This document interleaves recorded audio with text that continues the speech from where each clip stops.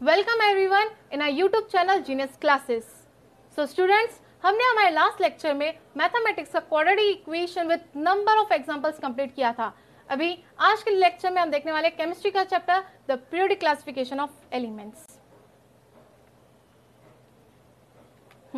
So the periodic classification of elements, ये chapter हमारे syllabus में क्यों है, आज हम इस पे ज्यादा डिस्कस करेंगे।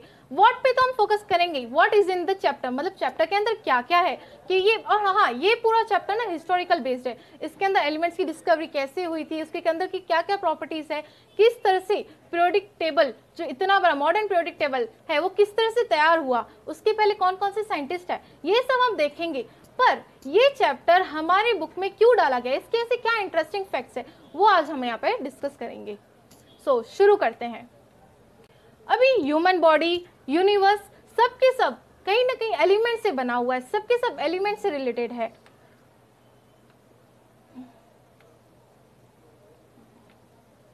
सो in western astrology the universe is form by 4 elements, earth, air, fire, water. So जो हमारा यूनिवर्स है, इन 4 जो है एलिमेंट से तैयार हुआ है। और even the human body of the elements found in the human body, 4 make them of the largest percentage 96.2. so 96.2% हमारी बॉडी में ऑक्सीजन, हाइड्रोजन, कार्बन, नाइट्रोजन, ये 4 एलिमेंट्स है। Isn't it so interesting? Yes, तो अभी हम आज देखेंगे एक्चुअली एलिमेंट का मीनिंग क्या है, एलिमेंट तो है क्या। So a chemical element is a substance that can't be broken down by any chemical means. वो सब्सटेंस जिसको आप केमिकल मीन से ब्रेक नहीं कर सकते, उसे हम एलिमेंट कहते हैं। एग्जांपल्स के साथ देखते हैं ताकि हमें ये अच्छे से समझ में आए। सो कॉपर है, आयरन है, एल्यूमिनियम है, gold, silver, diamond and oxygen gas, hydrogen gas, ozone. So अभी हम यहाँ पे देखने वाले हैं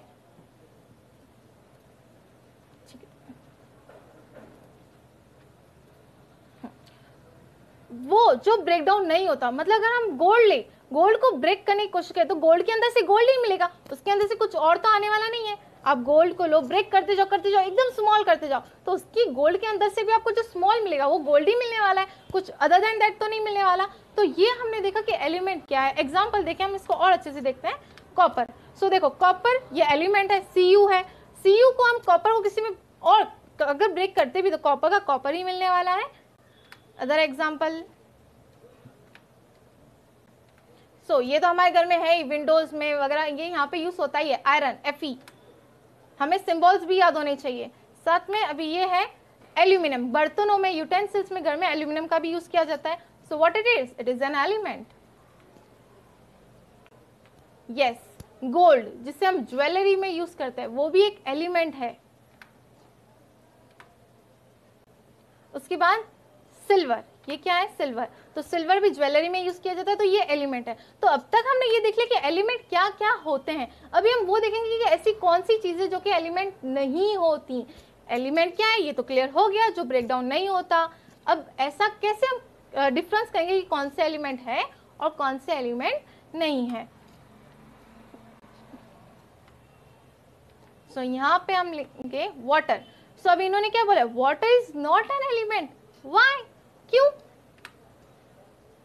क्योंकि it can be broken down into hydrogen and oxygen. अभी अभी मैंने बताया कि जिसको आप ब्रेक करके वही सब्सटेंस मिलता है वो एलिमेंट है। लेकिन अगर मैं वाटर लूं और वाटर को ब्रेक डाउन करूं तो वाटर को ब्रेक डाउन करने से हमें क्या मिलता है, वाटर को ब्रेक डाउन कर दोगे इस तरह से तो उसमें से हमें क्या मिलेगा, हाइड्रोजन अलग हो जाएगा और ऑक्सीजन अलग हो जाएगा। सी, हमारा यहाँ पे हाइड्रोजन अलग हो जाएगा और ऑक्सीजन भी अलग हो जाएगा, ब्रेक हो जाएगा, इसलिए वाटर एलिमेंट नहीं है। और भी एग्जांपल्स हम देखते हैं। कार्बन डाइऑक्साइड, अगर हमने कार्बन डाइऑक्साइड को ब्रेक डाउन किया तो किसमें होगा, वो कार्बन और ऑक्सीजन में ब्रेक होगा, ऑफ कोर्स, फिर तो वो एलिमेंट नहीं हुआ। उसके बाद अगर कैल्शियम कार्बोनेट ले और अगर उसको ब्रेक करे तो उसमें से कैल्शियम अलग हो जाएगा और कार्बोनेट जो है कार्बन डाइऑक्साइड फॉर्म में निकलता है, वो कैल्शियम अलग हो जाएगा और कार्बन डाइऑक्साइड फॉर्म में निकलता है, कार्बोनेट पीछे, अब ठीक है कार्बोनेट ही लिख लेते हैं। वो दोनों क्या हो जाएगा, सेपरेट हो जाएगा। सो हर वो जो सेपरेट हो जाता है वो एलिमेंट नहीं होता। सो अभी हम मूव करते हैं। अभी हम देखेंगे एक वीडियो, इंटरेस्टिंग फैक्ट्स का वीडियो।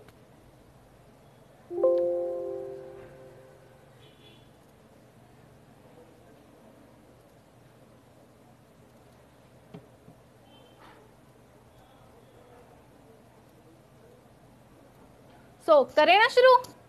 बिल्कुल बिल्कुल। हेलो एवरीवन, स्वागत है आप सभी का हमारे यूट्यूब चैनल जीनियस क्लासेस में। तो आज जानेंगे हम कुछ ऐसे राज और अमेजिंग फैक्ट्स ऑफ एलिमेंट्स जिन्हें जानकर हमारी क्यूरियोसिटी और ज्यादा बढ़ जाती है।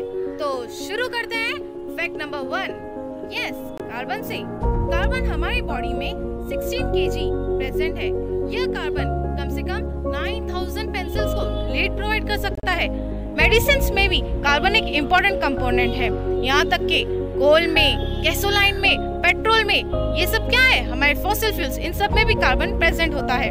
प्रिंटिंग मशीन्स, इसमें जो इंक यूज होती है वो भी कार्बन ब्लैक की बनी हुई होती है। फूड, प्रोटीन्स, कार्बोहाइड्रेट, सबके अंदर क्या है, कार्बन है। अभी हम शुरू करते हैं फैक्ट नंबर 2, ऑक्सीजन से। जो इतनी भी लिविंग ऑर्गेनिज्म में जो एलिमेंट इम्पोर्टेंट है वही है हमारा ऑक्सीजन। ये हमें एनर्जी भी प्रोवाइड करता है। मेडिसिन्स में भी ऑक्सीजन का बहुत ज्यादा यूज होता है। ऑक्सीजन प्यूरिफाई वाटर करने के लिए भी यूज किया जाता है और एस्ट्रोनॉट्स में, स्कूबा डाइवर्स में सबको सपोर्ट के लिए ऑक्सीजन की जरूरत पड़ती ही है। यहाँ तक कि इंडस्ट्रीज में ऑक्सीजन स्टील बनाने के काम में आता है। Fact number 3, sodium. सोडियम जो है वो हमारे नमक में, मतलब सॉल्ट NaCl में एज एन Na प्रेजेंट होता है। अभी जान के आपको हैरानी होगी, जो ममीफिकेशन प्रोसेस होता है उसमें टिश्यू को सुखाने के लिए, ड्राई करने के लिए sodium as a natron form में यूज किया जाता था। हमारा जो बीपी प्रेशर है और ब्लड वॉल्यूम है उसे कंट्रोल करने के लिए भी सोडियम का यूज करते हैं। तो किस किस में प्रेजेंट होता है सोडियम? सॉल्ट, सोया सॉस, ये हर वही है जो हमें बहुत ज्यादा पसंद है। Now fact number 4, neon. Neon जो होता है वो कलरलेस गैस है और वो as a reddish brown colour में दिखाई देता है। जितनी भी लाइटनिंग्स है जो दिवाली में, शादियों में, फेस्टिवल्स में यूज की जाती है वो सब नियॉन से ही आती है। यहाँ तक कि टीवी के पीछे का जो ट्यूब होता है वो भी नियॉन से तैयार होता है। जो अभी LED स्क्रीन्स होती है वो प्लाज्मा स्क्रीन कहलाती है, वो भी नियॉन से बनी हुई होती है। Fact number 5, fluorine. सुबह सुबह हम जिस कोलगेट और जो भी टूथपेस्ट यूज करते हैं उन सब के अंदर फ्लोरीन होता है ताकि वो हमें कैविटी से बचा सके। टेफ्लॉन एज अ प्लास्टिक, इसके अंदर भी फ्लोरीन प्रेजेंट होता है। नेल पॉलिश जो लड़कियां सबसे ज्यादा इस्तेमाल करती है, यस बच्चों, उसमें भी फ्लोरीन है। यहाँ तक कि रॉकेट फ्यूल में भी। यह चार्ट में वो सारी इंपॉर्टेंट यूजेस है। Thank you very much. हमारे चैनल को लाइक करें, सब्सक्राइब करें, शेयर करें।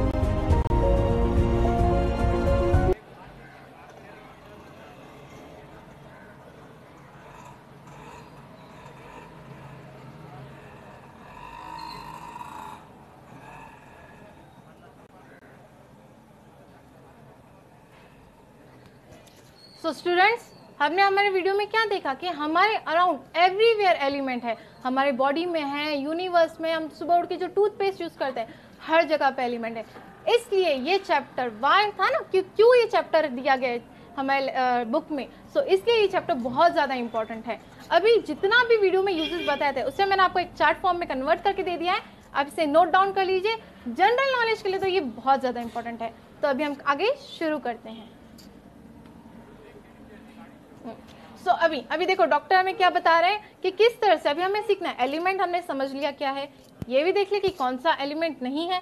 अब इसे किस तरह से सिंबलाइज किया जाता है। ओके,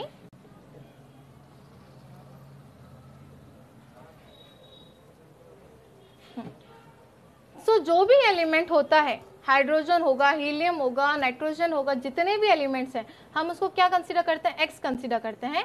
और उसके ऊपर ये जो Z लिखा हुआ क्या है, वो क्या है, एटॉमिक नंबर। अब यहाँ पे भी देख सकते हैं, देखो यहाँ पे Z क्या है, एटॉमिक नंबर, मतलब जो ऊपर होगा वो क्या होता है, एटॉमिक नंबर, और उसके नीचे क्या होता है, एटॉमिक मास। सो जो ये Z है ये है हमारा एटॉमिक नंबर,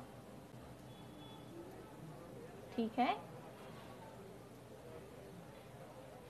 ये है एटॉमिक नंबर, और नीचे हमने लिखा है एटॉमिक मास। सो ये तो आपको याद रखना है कि आपको ऊपर हमेशा नंबर लिखना है, नीचे हमेशा मास लिखना है। हाँ, अभी इसमें और क्या याद रखना है कि atomic number is denoted by Z।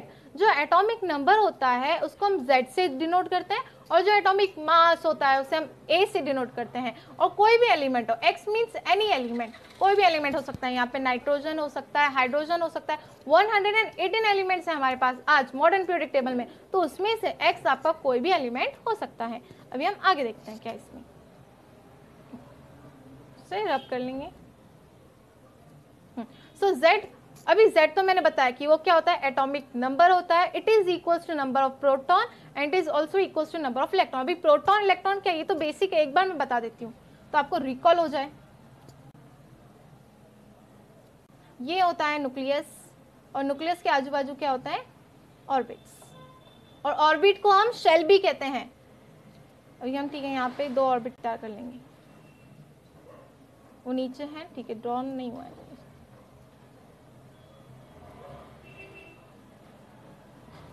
Okay हाँ, तो अभी ये हमारा जो अंदर न्यूक्लियस है, न्यूक्लियस में मैं कंसीडर करती हूँ 2 प्रोटॉन है. ठीक है, न्यूक्लियस में मैंने क्या लिखे, देखो 2p लिखा.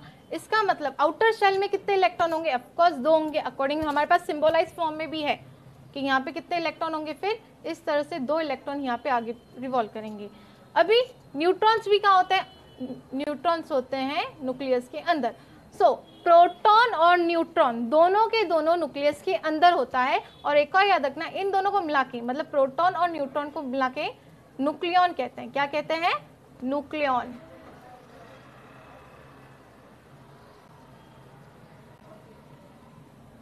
सो आगे समझ में, Z जितना प्रोटॉन होगा उतने इलेक्ट्रॉन होंगे, उसी को ही हम एटॉमिक नंबर कंसीडर करते हैं. तो यहाँ पे मुझे बताओ ये किसका एटॉमिक नंबर क्या हो गया, इसका Z की वैल्यू क्या हो गई, 2.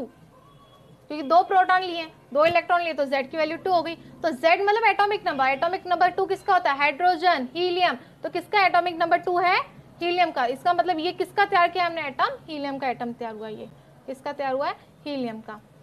और A मतलब मास, तो उसका मास क्या होगा, प्रोटॉन प्लस न्यूट्रॉन. अभी हम आगे जाते हैं. So yes, the periodic table of the elements. अगर आपको आगे केमिस्ट्री में फ्यूचर करना है तो ये पूरा टेबल तो बहुत ज्यादा इंपॉर्टेंट है. इसके अंदर यहाँ पे left side, right side, middle, हर एक को लर्न करने के लिए, बाय हार्ट करने के लिए ट्रिक्स होती है. सो अभी हम आगे चलते हैं, पर इस टेबल को अगर आपको फ्यूचर करना है तो ये तो याद होनी ही चाहिए. Okay, what's the next, Dobereiner triads. अब हम आते हैं हमारे मेन टॉपिक में, डोबेरेनर ट्रेड्स क्या है. सो ये आ गए डोबेरेनर हमारे. इन्होंने क्या किया था, एटॉमिक मास पे बताया था 1817 में, मतलब 19th सेंचुरी में German scientist Dobereiner suggested the properties of elements are related to the atomic masses. आपने अगर इतना ही लिखा ना, the classification of Dobereiner depends on atomic masses, तो भी चलेगा. Okay, the classification of Dobereiner depends on the atomic masses. तो इन्होंने किस पे लिया, एटॉमिक मासेस में लिया. ये जर्मन साइंटिस्ट थे, 1817 में ये काम किया. अगर आपको 1817 याद नहीं आता ना, 19th सेंचुरी लिख के आओ. 19th सेंचुरी में डोबेरेनर ने क्लासिफिकेशन एटॉमिक मासेस पे बेस करके बताया था. नेक्स्ट देखते हैं, he made group of 3 elements having similar chemical properties, called them trade. अभी त्रिकोण के चौक होते हैं ना, कैसे होते हैं कि एक रोड यहाँ जा रहा है, एक यहाँ जा रहा है, एक यहाँ जा रहा है. त्रिमूर्ति का जो चौक होता है, तो 3 होते हैं ना, वो ऐसे 1 2, मतलब ऐसे एक रोड यहाँ से जाएगा, एक यहाँ से, एक यहाँ से, ऐसे 3 होते हैं. वैसे इसने क्या किया, यहाँ पे 1 2 3 एलिमेंट्स का ग्रुप तैयार किया. और उस 3 एलिमेंट के ग्रुप को उसने क्या कहा कि वो ट्रेड है. वो क्या है, ट्रेड. 3 एलिमेंट का ट्रेड. उसके बाद उसने कहा कि इन 3 की ना केमिकल प्रॉपर्टी सेम होगी. केमिकल प्रॉपर्टी मतलब कि इनका बॉइलिंग पॉइंट, मेल्टिंग पॉइंट जो होता है वो सेम होता है. सो बहुत सिंपल है, हम कैसे बताएंगे इसे, कि डोबेरेनर ने 3 का ग्रुप किया, उसने उसको ट्रेड बोला, और वो 3 के जो ग्रुप था, वो जो एलिमेंट्स हैं उनकी केमिकल प्रॉपर्टी सेम थी. नेक्स्ट,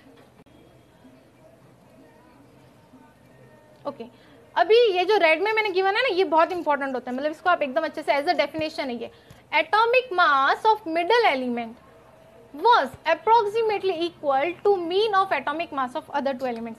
अभी इसको हम समझते हैं. इन्होंने एक एग्जांपल दिया है, लिथियम, सोडियम, पोटेशियम. ले लिया हमने एग्जांपल.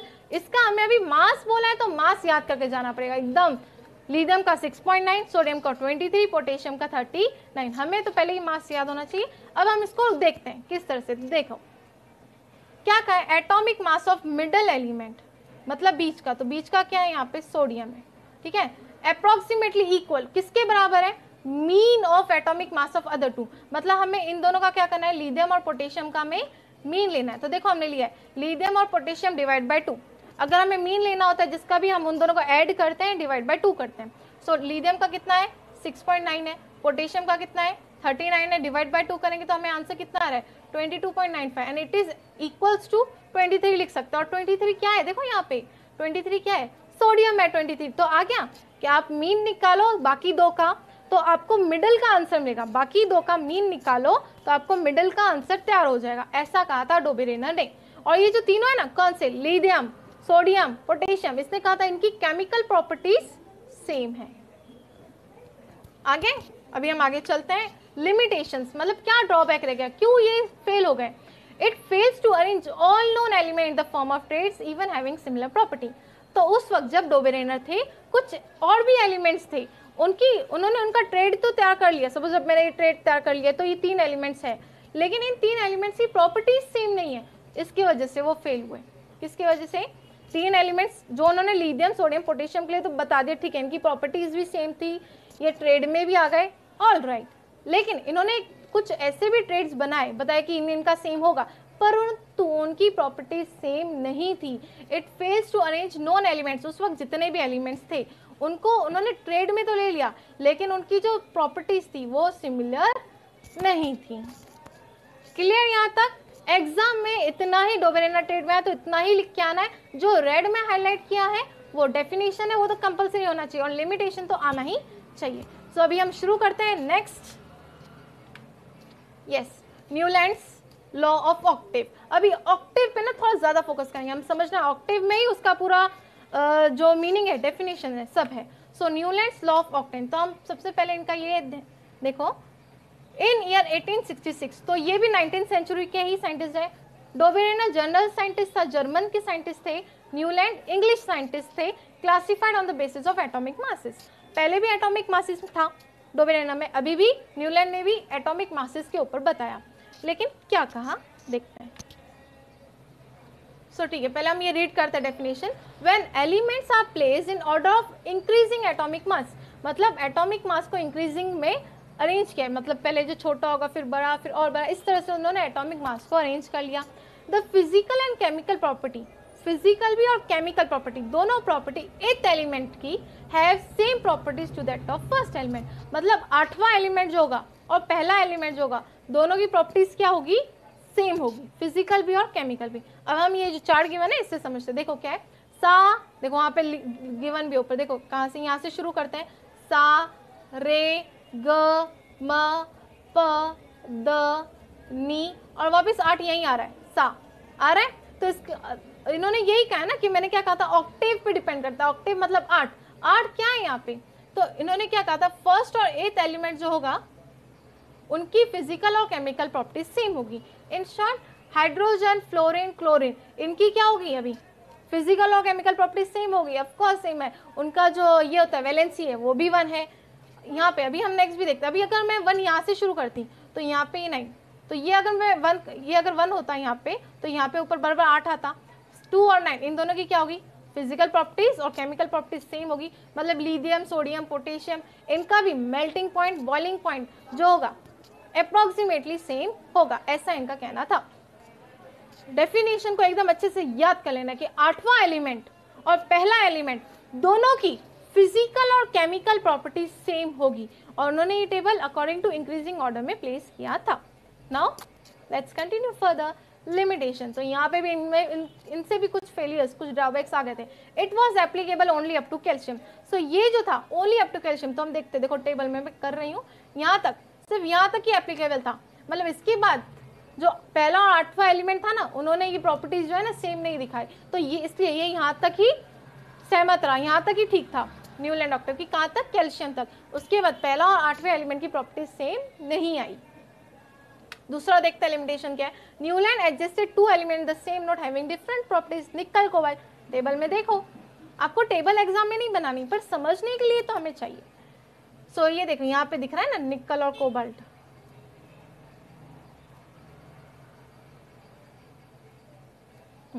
ये देखिए यहाँ पे है निकल और कोबाल्ट, ब्लू पेन से दिखा दिया है मैंने। सो निकल और कोबाल्ट दोनों की ना प्रॉपर्टीज अलग है, लेकिन उन्होंने उसको एक ही बॉक्स में, नोट बोल सकते हो हम, नोट मतलब बॉक्स, एक ही बॉक्स में प्लेस किया। तो ये उनसे गलती हो गई कि 2 एलिमेंट थे, दोनों की प्रॉपर्टीज अलग अलग थी ना, तो अलग अलग रखना चाहिए था, पर दोनों को उन्होंने एक में ही रख दिया, ये हो गई उनसे गलती। अभी नेक्स्ट देखते क्या है। According to Newland only 56 elements existed in nature and no more elements would be discovered further. Cut कर लो, 2 बार हो गया, ठीक है। न्यूलैंड के हिसाब से उस वक्त, मतलब जब न्यूलैंड थे उस वक्त तो 56 एलिमेंट्स थे, और उन्होंने फ्यूचर के बारे में कह दिया कि फ्यूचर में ना होंगे ही नहीं एलिमेंट्स, इतने ही रहेंगे, इससे ज्यादा नहीं रहेंगे, no more elements would be discovered. तो उन्होंने फ्यूचर प्रेडिक्ट कर दिया वहाँ पे कि 56 एलिमेंट्स अभी हैं, ये इतने ही रहेंगे, बढ़ेंगे नहीं। पर आज 118 एलिमेंट्स हमारे पास प्रेजेंट है, तो ये भी इनका एक ड्रॉबैक आ गया। इतना ही लिख के आना, इतना ही इंपॉर्टेंट है कि एटॉमिक मास पे डिपेंड करता है, पहला और 8वां दोनों की फिजिकल केमिकल प्रॉपर्टीज सेम है। आप वो सारे गमा पदनीसा से भी याद रख सकते हैं। हमारे पास 3 लिमिटेशन गिवन है, उससे एकदम अच्छे से याद कर लेना है। पहला लिमिटेशन बहुत ज़्यादा इंपॉर्टेंट है लिखना कि कैल्शियम तक था। 2 एलिमेंट्स थे जिनकी प्रॉपर्टीज डिफरेंट थी, पर उसको एक बॉक्स में लिखा, ये भी लिख लेना। और उन्होंने फ्यूचर प्रेडिक्ट कर लिया, जो कि गलत हो गया उनसे। सो यस, अभी हम आज के लिए इतना ही है, पर बहुत इंपॉर्टेंट था आज का लेक्चर, बहुत ज़्यादा इंटरेस्टिंग था। आगे हम नेक्स्ट लेक्चर में से आगे कंटिन्यू जरूर करेंगे। लाइक करें, शेयर करें, सब्सक्राइब करें। Thank you very much.